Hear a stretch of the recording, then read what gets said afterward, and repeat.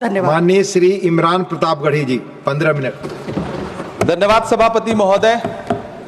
कभी सुदामा पांडे धूमिल जी ने कहा था कि एक आदमी रोटी बेलता है, एक आदमी रोटी खाता है, एक तीसरा आदमी भी है जो न रोटी बेलता है न रोटी खाता है, वो सिर्फ रोटी से खेलता है।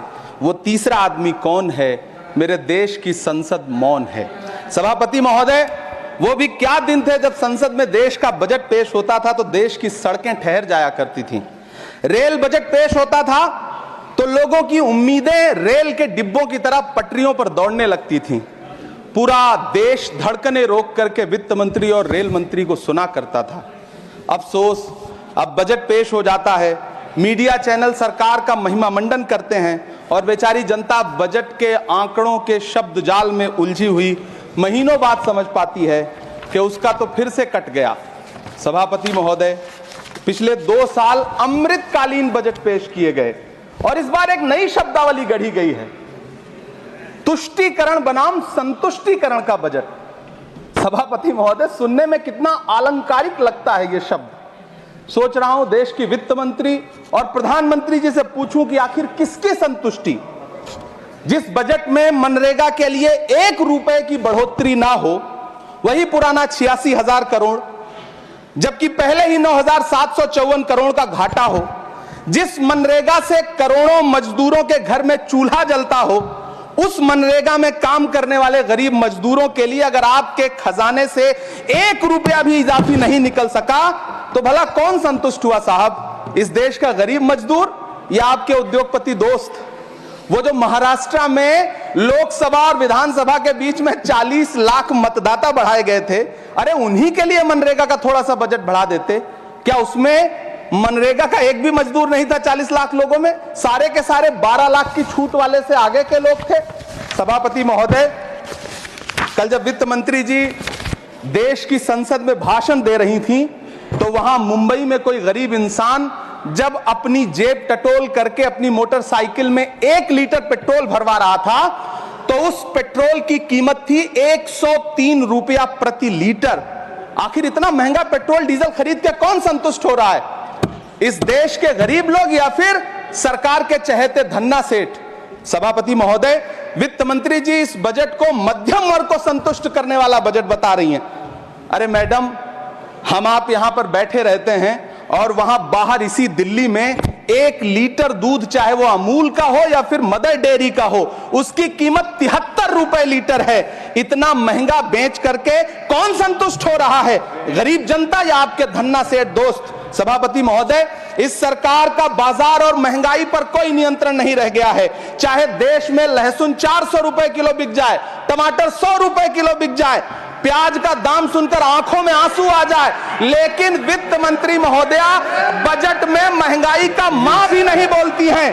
बच्चों की किताब और पेंसिल तक पर टैक्स लगाने वाले सरकार से मैं पूछना चाहता हूं कि आप मध्यम वर्ग का हितैषी बताते हैं खुद को, तो शर्म नहीं आती है? खुद को धार्मिक कहने वाली सरकार भगवान श्री कृष्ण के प्रिय खाद्य पदार्थों दही और मक्खन तक पर जीएसटी लगाती है और बात करती है मध्यम वर्ग की हिमायती होने की। जिंदा रहते हुए जनता से हर चीज पर टैक्स वसूलने वाली यह सरकार कम से कम मरने पर तो लोगों को बख्श देती, लेकिन नहीं, वहां भी लूटना है। अंतिम संस्कार के सामान, अगरबत्ती, धूप बत्ती, केवड़ा जल, चंदन पाउडर, जौ, बताशा, काला तिल, पंचरत्न, कपूर और कफन तक पर टैक्स लेने वाली यह सरकार किस मुंह से खुद को मध्यम वर्ग का हितैषी बताती है? कौन सी संतुष्टि? किसकी संतुष्टि? कदम कदम पर टैक्स देकर लुटने वाली जनता की या फिर जनता से टैक्स वसूल करके धन्ना सेठों का खजाना भरने वाली सरकार की? किसकी संतुष्टि? सभापति महोदय, 18 अगस्त 2015 आरा का बिहार का ऐतिहासिक मैदान, सजा हुआ मंच, हजारों की भीड़ और सामने खड़े हुए देश के प्रधानमंत्री का भाषण। बिहार के भाइयों बहनों, आज मैं बिहार के लिए पैकेज की घोषणा कर रहा हूं। 50,000 करोड़ कर दूं कि ज्यादा कर दूं? अखिलेश भाई, 60,000 करोड़ कर दूं कि ज्यादा कर दूं? 70,000 करोड़ कर दूं कि ज्यादा कर दूं? 80,000 करोड़ कर दूं कि ज्यादा कर दूं? चलो, मैं बिहार को 1.25 लाख करोड़ का पैकेज दे रहा हूं। 10 साल हो गए सभापति महोदय, वही ढाक के 3 पात, बिहार आज भी विकास की बाट जोह रहा है। भाषण आज भी प्रधानमंत्री जी के यूट्यूब चैनल पर सुना जा सकता है। जो झूठ बोल के करता है मुतमईन सबको, वो झूठ बोल के खुद मुतमईन नहीं होता। सभापति महोदय, ये तो राहुल जी का असर है। कौन सा शब्द सर, कौन सा शब्द? झूठ। ठीक है सर, मिथ्या बोल करके, जो मिथ्या बोल के करता है मुतमईन सबको, वो मिथ्या बोल के खुद मुतमईन नहीं होता। ये राहुल जी का असर है। जो मखाना बोर्ड की घोषणा हुई, अखिलेश जी आपको याद होगा, भारत जोड़ो न्याय यात्रा में 30 जनवरी 2024 को बिहार के रंगभूमि मैदान में राहुल गांधी जी का पूर्णिया में भाषण था और उसमें मखाना को लेकर उन्होंने आवाज उठाई थी। यह उनका असर है कि आपको मखाना बोर्ड बनाना पड़ा, वरना तो आप मैखाना बोर्ड बनाने वाले लोग हैं। सभापति महोदय, बिहार को झूठे पैकेज और चुनावी दिलासे देना बंद करिए। आज भी जब कोसी में बाढ़ आती है तो पूरा सीमांचल बर्बाद हो जाता है। मैंने उस तबाही को अपनी आंखों से देखा है। 2016-17 की बाढ़ में अपने इन्हीं हाथों से राहत सामग्री बांटी है मैंने। अगर सच में बिहार के लिए कुछ करना चाहते हैं तो बिहार को बाढ़ से बचाने का प्रबंध करिए। पूर्णिया एयरपोर्ट 10 साल से बाट जो रहा है, घोषणा 2014 में हुई, बन के आज तक तैयार नहीं हुआ। अलीगढ़ मुस्लिम विश्वविद्यालय का किशनगंज सेंटर बजट के अभाव में दम तोड़ता जा रहा है। मैंने पिछले बजट सत्र में भी आवाज उठाई थी। आज फिर वित्त मंत्री जी से अनुरोध करना चाहता हूं, दामन फैला करके, कि अलीगढ़ मुस्लिम विश्वविद्यालय का किशनगंज सेंटर बन जाने दीजिए। आखिर कौन सी नफरत है? यह मुल्क हमारा भी है। इस मुल्क की मिट्टी में हमारा भी खून पसीना शामिल है। हमसे इतनी भी क्या नफरत? रिश्तों की ये नाजुक डोरें तोड़ी थोड़ी जाती हैं। अपनी आंखें दुखती हो तो फोड़ी थोड़ी जाती हैं। सभापति महोदय, अल्पसंख्यक मंत्रालय का बजट काटकर मौलाना आजाद नेशनल फेलोशिप बंद कर देना, प्री मैट्रिक स्कॉलरशिप बंद कर देना, नई मंजिल योजना बंद करना, धरोहर योजना बंद करना।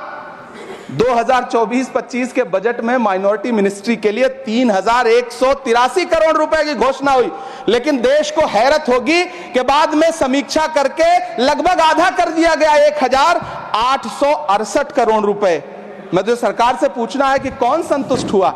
इस देश का अल्पसंख्यक संतुष्ट हुआ है या आप संतुष्ट हुए? किसका संतुष्टीकरण?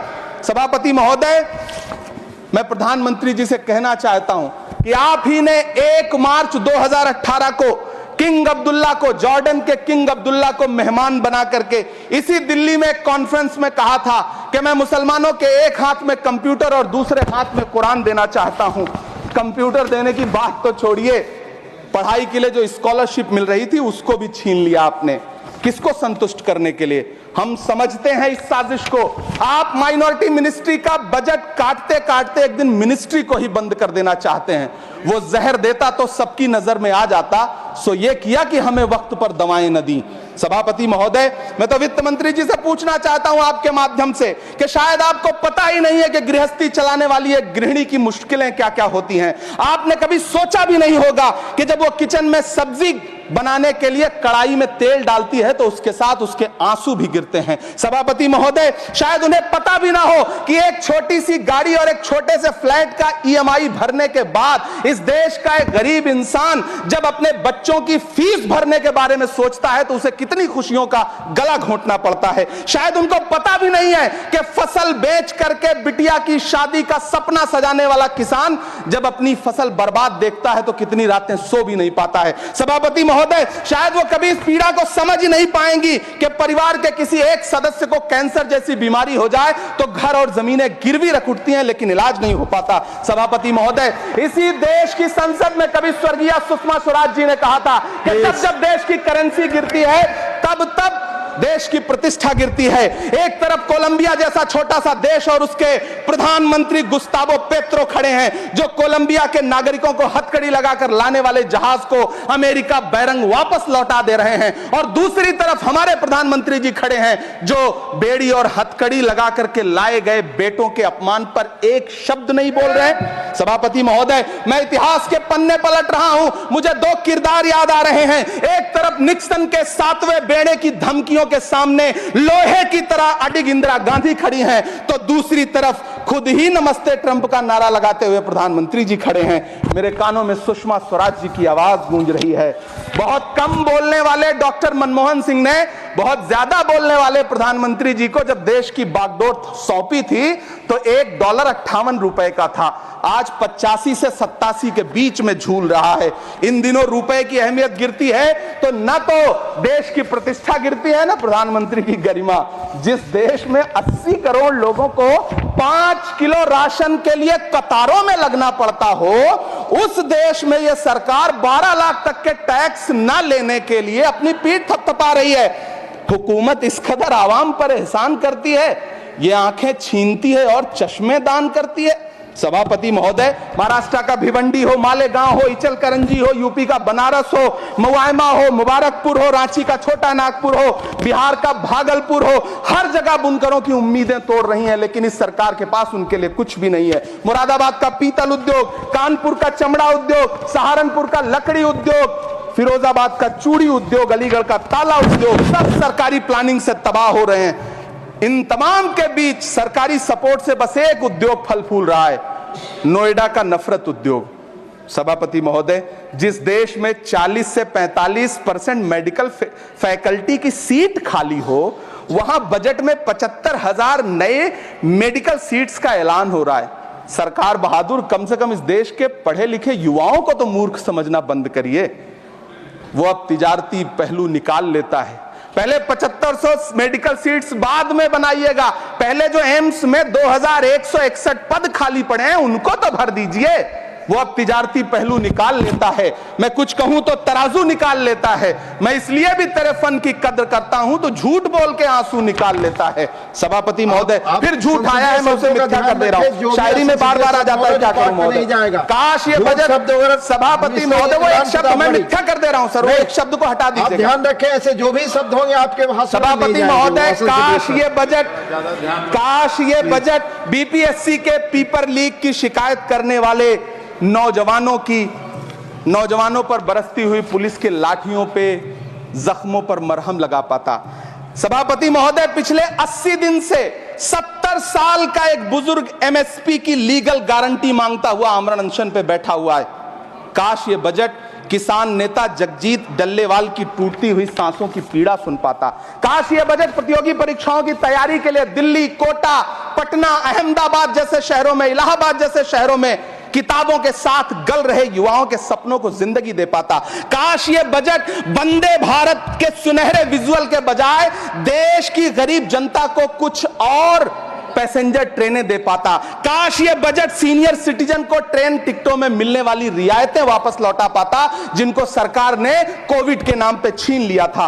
काश ये बजट किसानों की राह में कीले नहीं बल्कि कालीन बिछाने वाला बन पाता। काश ये बजट सरकारी मालिकों को यह समझा पाता कि नेहरू को कोसने से अर्थव्यवस्था नहीं सुधरेगी, उसके लिए डॉक्टर मनमोहन सिंह साहब की अर्थ नीति अपनानी पड़ेगी। पिछले 11 साल से नेहरू जी को कोस रहे हैं, आखिर कब तक कोसिएगा? थोड़ा पंडित नेहरू जी के बारे में पढ़िए, तब पता चले कि पंडित नेहरू की शख्सियत का नाम है। दुनिया का पहला ऐसा राजनेता जिसने अपनी जिंदगी की आजादी के लिए, देश की आजादी के लिए 3259 दिन अंग्रेजों की जेल में बिताए। पंडित नेहरू एक ऐसे महान शख्स जिनके पिता पंडित मोतीलाल नेहरू, जिनकी बहन विजय लक्ष्मी पंडित, जिनके बहनोई पंडित रंजीत सीताराम, जिनकी बेटी इंदिरा गांधी, जिनके दामाद फिरोज गांधी, सब ने अंग्रेजों से लड़ते हुए स्वतंत्रता आंदोलन में जेल काटी। आप किस मुंह से उनकी लकीर छोटी करने की बात करते हैं?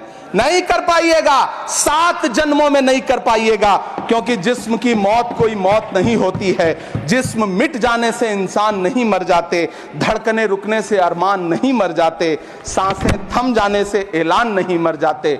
जिस्म की मौत कोई मौत नहीं होती है। सभापति महोदय, मैं आपके सामने खड़ा होकर के एक बहुत छोटी सी कहानी सुनाना चाहता हूं कि महान बादशाह सिकंदर ने जब यूनान फतेह किया तो जीत का जश्न मनाने के लिए शहर की सड़कों पर निकला, तो उसने देखा कि पूरा शहर तो जश्न मना रहा है, एक फकीर सड़क के किनारे चादर तान के सो रहा है। सिकंदर को गुस्सा आया, घोड़े से उतरा, उस फकीर के पास गया और उसे सोता देख करके उसे जोर की एक लात मारी और लात मार के कहा कि क्यों रे फकीर, मैंने यूनान फतेह कर लिया, लोग जश्न मना रहे हैं और तू सो रहा है। उस फकीर ने उन्नीदी आंखों से सिकंदर को देखा और देख करके कहा कि शहर जीतना बादशाहों का काम है, लेकिन लात मारना तो गधे का काम है। सभापति महोदय, गरीब जनता को लात मारना बंद करिए। ये अमीरों के लिए बनाया गया बजट है, ये निराशाजनक बजट है। हम अमृतकाल सुनते आ रहे थे, ये अमृतकाल इतनी जल्दी समाप्त हो गया कि अब अमृतकाल का कोई नाम तक नहीं लेना चाहता है। इसलिए मैं इस सदन में खड़ा होकर के देश की वित्त मंत्री महोदया से कहना चाहता हूं कि आपने अल्पसंख्यकों के बजट में जो कटौती की है उसको बहाल करिए। आपने मनरेगा को जो स्थिर रखा है उसका घाटा 9,754 करोड़ है, कम से कम उतना बढ़ा करके फिर से उसे बहाल करिए। नौजवानों के लिए रोजगार दीजिए, किसानों को एमएसपी की लीगल गारंटी दीजिए। यही मैं आपसे अपील कर रहा हूं। धन्यवाद सर, आपने इतना जो समय दिया उसके लिए शुक्रिया। माननीय श्री बाल योगी